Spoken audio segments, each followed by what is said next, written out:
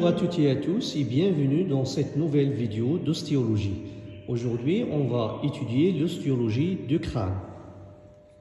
Alors, le crâne est constitué par 8 os. On distingue l'os frontal qui constitue la partie antérieure du crâne, l'os ethmoïdal qu'on ne voit pas sur cette maquette parce qu'il est encastré dans la portion orbitonasale de l'os frontal. C'est un os impair et médian. L'os sphénoïdal qui occupe la partie moyenne de la base du crâne. Ici, on reconnaît la grande aile de l'os sphénoïde. L'os occipital, situé à la partie postérieure du crâne. Les deux os temporaux, donc les deux os temporaux qui forment la partie latérale et inférieure du crâne et contient l'appareil de l'audition et de l'équilibration. Et enfin, les deux os pariétaux, donc, qui forment la grande partie de la paroi du crâne. Donc, on a deux os pariétaux et deux os temporaux.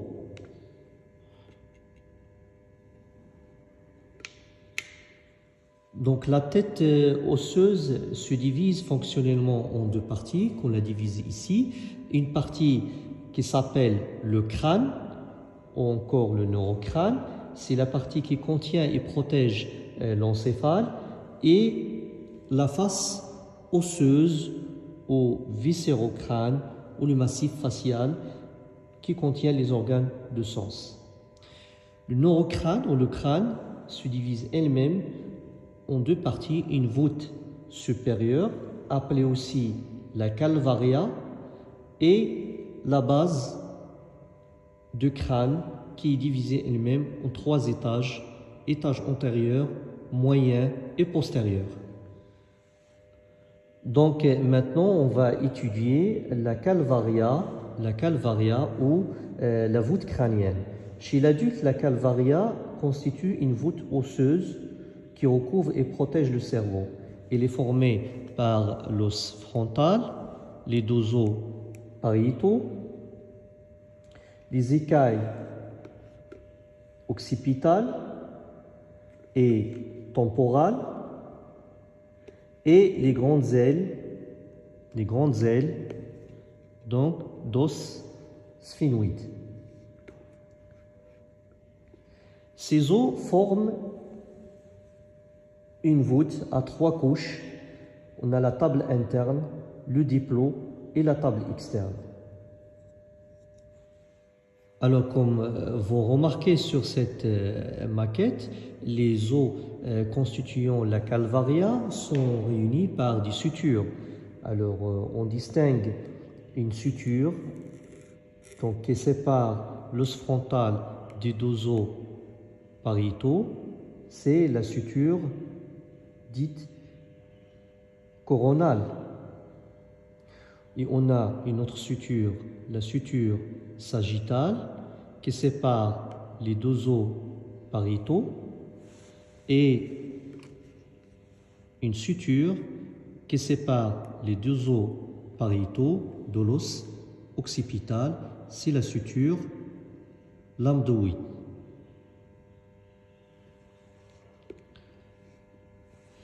Ces différentes sutures vont se fusionner, donc on voit qu'ils sont enchevêtrés et qui vont fusionner en un certain point, par exemple fusion de la suture coronale avec la suture sagittale en un point qui s'appelle brygma. Et le point de fusion entre la suture sagittale et la suture lambdoïque, appelée lambda. Et il faut savoir que ces sutures, elles sont différentes entre un adulte et un nouveau-né ou nourrisson. Les os de la calvaria chez le nouveau-né nourrisson ne sont que partiellement formés et les points d'ossification, ces points d'ossification, ils sont réunis par du tissu fibreux, ce qui les rend mobiles entre eux. Donc, on va les appeler fontanelles antérieures et fontanelles postérieures. Alors, chez le nouveau-né, le point bregma est appelé fontanelle antérieure et le point lambda est appelé fontanelle postérieure. Donc, ces fontanelles ont un intérêt clinique très important parce qu'à travers ces fontanelles, on pourra faire l'échographie transfontanellaire qui permet d'explorer le crâne chez le nouveau-né. Donc, le crâne du fœtus est ainsi déformable lors de la traversée du pelvis maternel au moment de l'accouchement. Il perd cette propriété entre le 6e et le 18 mois. Un petit mot aussi sur la pathologie, ce qu'on appelle les craniosténoses, qui sont une sténostose pathologique des os de crâne, qui sont à l'origine de déformations crânio-faciales et parfois une hypertension intracrânienne chez le nouveau-né. Alors tout à l'heure, on a étudié la face exocrânienne de la calvaria. Alors maintenant, on va voir à quoi ressemble la face endocrânienne. Alors sur cette face endocrânienne, on distingue la crête frontale, qui est un point d'insertion de la faute cerveau, et cette crête se poursuit par un sillon, c'est le sillon du sinus sagittal supérieur, qui est un des sinus de cerveau qui assure le retour veineux, et de chaque côté de ce sillon, on a les fossettes granulaires qui correspondent à l'empreinte des granulations arachnoïdiennes du Pacchioni qui assure l'absorption de liquide céphalorachidien. Et sur les côtés, on a les sillons des vaisseaux méningés. Maintenant, on va étudier la base du crâne qui constitue le plancher de la cavité crânienne et la partie postéro-supérieure du massif facial. Il est percé de nombreux orifices au foramen qui font communiquer la cavité crânienne avec l'orbite, les régions profondes de la face et le cou. On peut diviser la base du crâne en 3 étages. Un étage antérieur, l'étage moyen et l'étage postérieur. Ces 3 étages sont bien ordonnés d'avant en arrière et de haut vers le bas, l'étage postérieur étant le plus inférieur.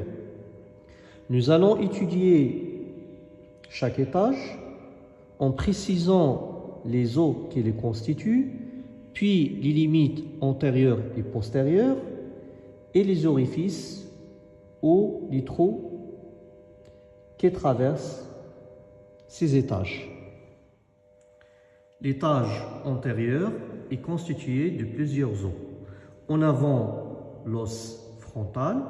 Bien sûr, cet os, on va le voir, est composé de 2 parties, une partie horizontale et une partie verticale.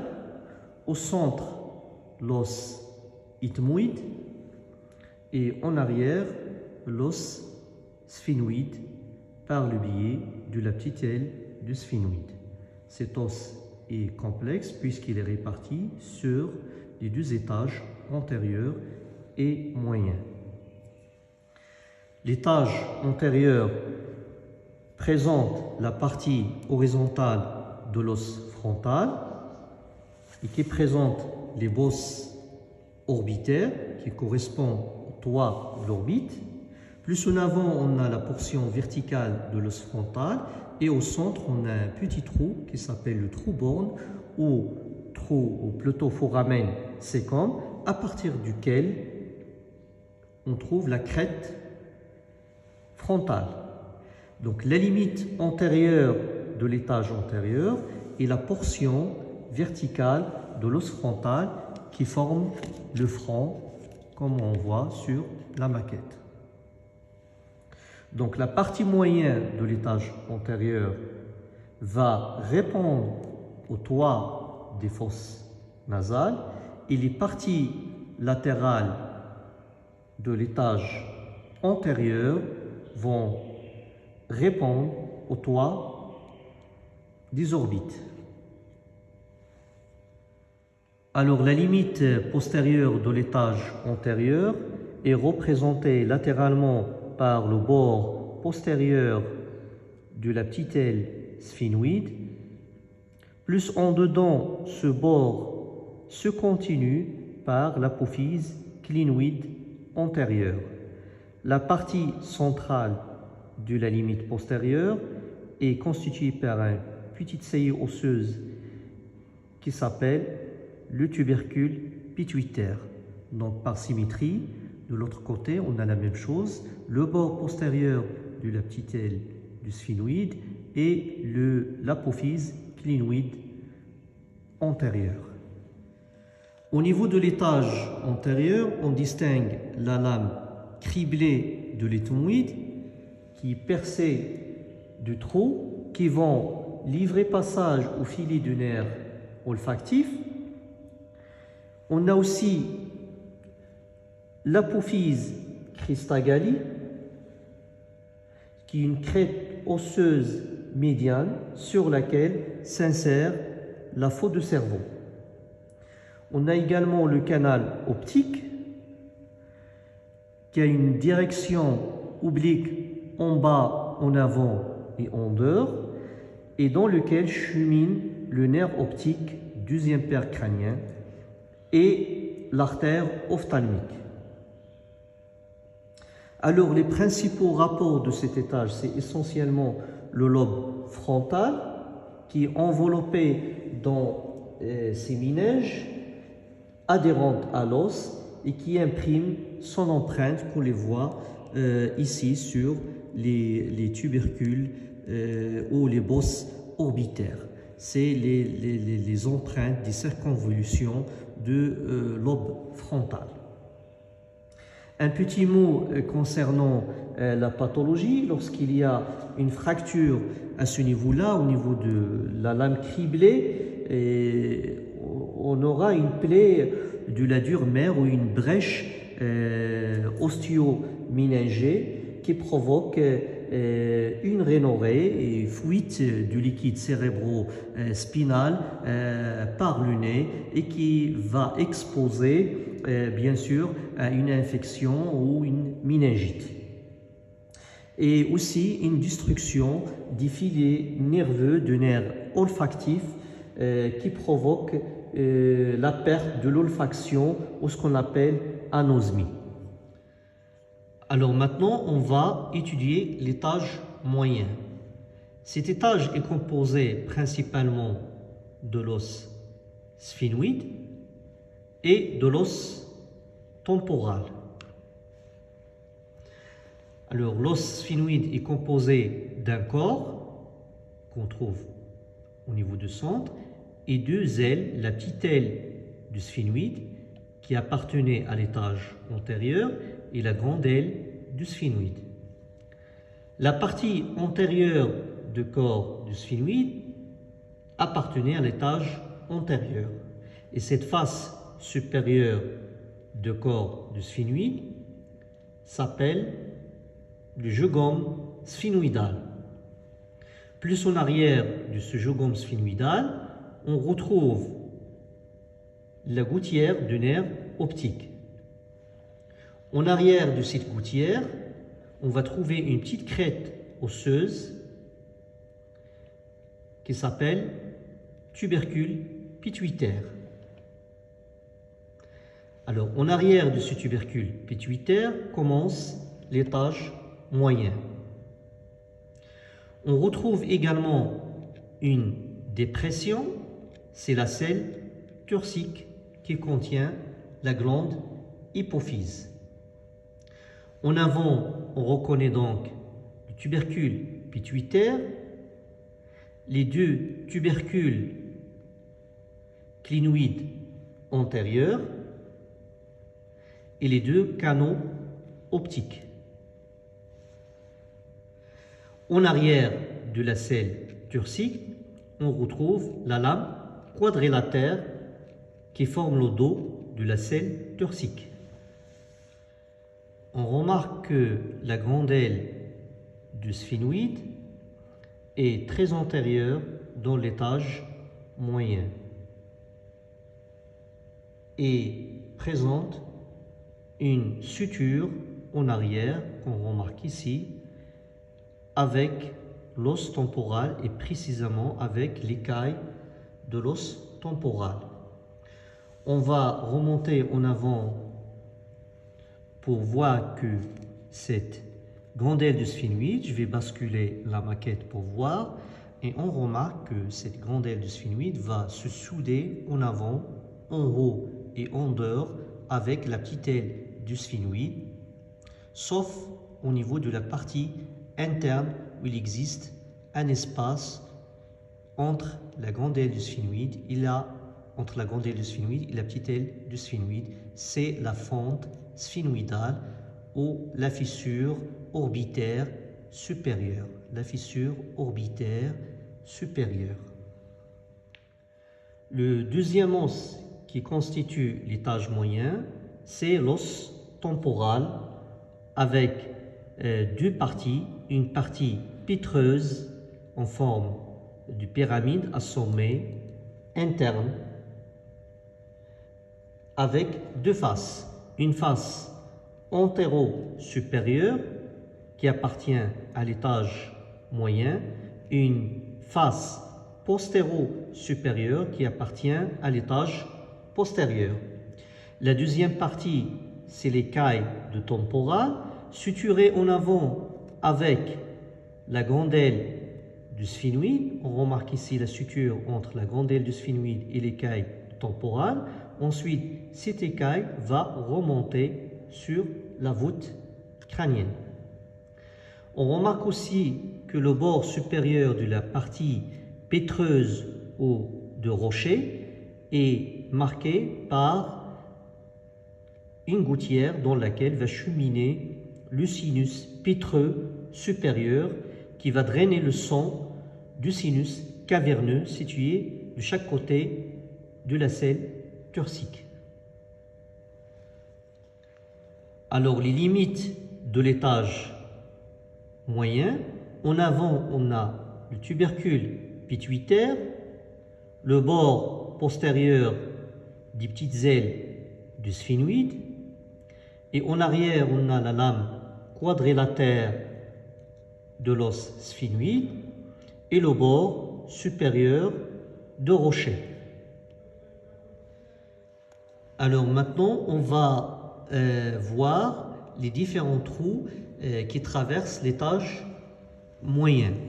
Et on va commencer par donc, la fissure orbitaire supérieure ou la fente sphénoïdale qui est traversée par le nerf oculomoteur, troisième paire crânien, le nerf trochléaire, quatrième, le nerf abducens, le sixième paire crânien, et le nerf ophtalmique, le 5-1, et les veines ophtalmiques.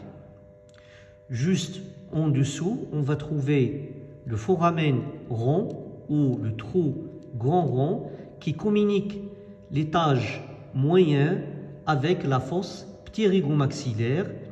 Ce trou grand rond livre passage au nerf maxillaire 5-2, deuxième branche sensitive du nerf trijumeau. Ensuite, on a le foramen ovale qui livre passage aux troisième branche du nerf trijumeau, le 5-3 ou nerf mandibulaire. Et juste en arrière de foramen ovale, on va trouver un petit trou, c'est le foramen épineux ou le trou putyrant traversée par l'artère méningée moyen. On voit ici l'étalement de cette artère méningée moyen qui va cheminer entre donc l'os et la dure mère. Et comme vous savez très bien, une embarrure au niveau de l'os temporal va donner donc une lésion de cette artère méningée moyen responsable d'un hématome extradural qui est une urgence chirurgicale. Le dernier trou qu'on voit au niveau de cette maquette, au niveau de l'étage moyen, c'est le foramen lacérum ou le trou déchiré antérieur avec deux parties, une partie médiale qu'on voit ici très arrondie et une partie latérale effilée. Il est situé, donc ce foramen lacérum ou trou déchiré antérieur, il est situé dans l'axe de la pyramide pétreuse.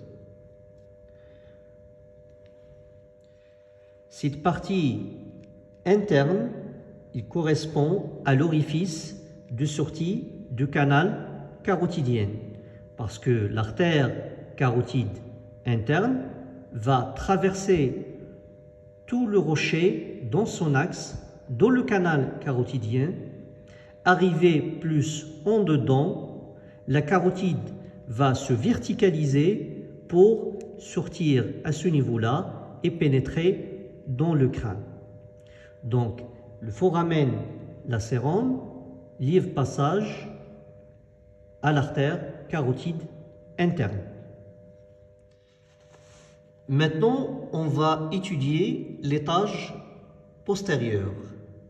C'est l'étage le plus inférieur et est composé de trois os. L'os occipital, qui en forme la plus grande partie, la partie pétreuse de l'os temporal et l'os sphénoïde par le biais de la lame quadrilatère. Alors, les limites antérieures de cet étage postérieur est formée par la lame quadrilatère médialement et latéralement les bords supérieurs de rocher. L'os occipital est formé de trois parties. En arrière, l'écaille de l'occipital et en avant et latéralement les deux masses latérales et en avant l'apophyse basilaire de l'os occipital. Ces trois parties limitent au centre un orifice, c'est le foramen magnum. Au centre de l'os occipital, on distingue une saillie osseuse, c'est la protubérance occipitale interne. De cette protubérance, on voit deux gouttières latéralement. Ces deux gouttières correspondent à l'insertion des sinus transverses. C'est des sinus veineux. Cette gouttière est rejointe en avant par la gouttière du sinus pétreux. Bien sûr, le sinus pétreux chemine au-dessous de l'os temporal et précisément au niveau de la pyramide pétreuse. Le sinus pétreux supérieur se jette alors dans le sinus transverse avant de devenir le sinus sigmoïde. On distingue aussi sur cet os occipital deux dépressions et qui forment ce qu'on appelle les fosses cérébelleuses qui marquent l'empreinte de la face inférieure des hémisphères cérébelleux. On a aussi le foramen magnum qui marque la transition entre le canal rachidien et le crâne. Il contient aussi les artères vertébrales et la branche médulaire du nerf spinal. Les amygdales cérébelleuses sont situées juste en arrière du bulbe rachidien. Donc, un processus occupant l'espace peut créer un engagement amygdalien dans le foramen magnum, entraînant une compression du bulbe. De chaque côté du foramen magnum, on distingue un orifice, c'est le canal de l'épiglosse, situé au niveau de la masse latérale de l'os occipital. Ce canal est traversé par le nerf grand épiglosse, 12e paire crânien.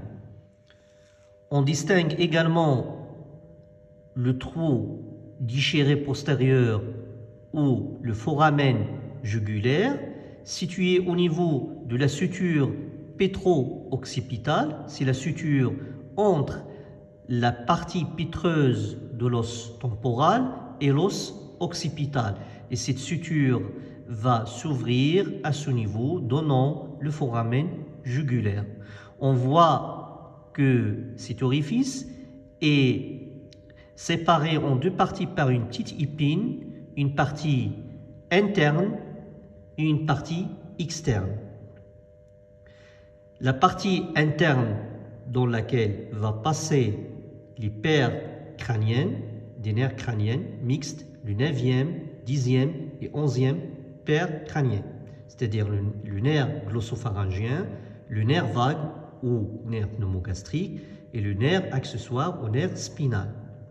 Au niveau de la partie latérale, il y a passage de la veine jugulaire interne. On a vu tout à l'heure le sinus transverse, le sinus veineux transverse, qui est horizontal. Il va se continuer par le sinus sigmoïde et le sinus sigmoïde va descendre dans une gouttière qui va longer la suture pétro-occipitale et il va être drainé par la veine jugulaire interne qui va passer dans la partie externe du trou ou du foramen jugulaire. On distingue aussi un autre orifice, donc je vais basculer un peu la maquette, un orifice situé à la face postéro-supérieure de rocher. C'est le méa acoustique interne au conduit auditif interne. Alors, ce méa acoustique interne livre passage au nerf facial, 7e paire crânienne, le nerf intermédiaire du Willisburg, le 7 bis, et le nerf cochléo-vestibulaire, 8e paire crânienne, et aussi à l'artère auditive interne. Donc on voit que le méa acoustique interne se localise à la face postéro-interne de rocher. Donc des processus expansifs peuvent se développer à ce niveau, notamment un neurinome, le neurinome de l'acoustique, qui peut entraîner une surdité, des lésions des nerfs crâniens de voisinage et une hypertension intracrânienne. Il faut savoir également que cet étage, c'est-à-dire l'étage postérieur, est fermé par ce qu'on appelle la tente du cervelet, qui va s'insérer sur tous les bords, en arrière, le long de la gouttière du sinus transverse et en avant sur le bord supérieur de rocher. Donc, il va fermer l'étage postérieur en le séparant en deux parties. La partie inférieure ou sous-tentorielle qui contient le tronc cérébral en avant et le cervelet en arrière, de l'étage sus-tentoriel qui contient le lobe occipital. Donc on voit très bien que le lobe temporal est en continuité avec le lobe occipital. Et à l'étage sous-tentoriel, on a le tronc cérébral et le cervelet. Bien sûr, cette tente du cervelet est échancrée au niveau central pour permettre la connexion entre le diencéphale et le tronc cérébral.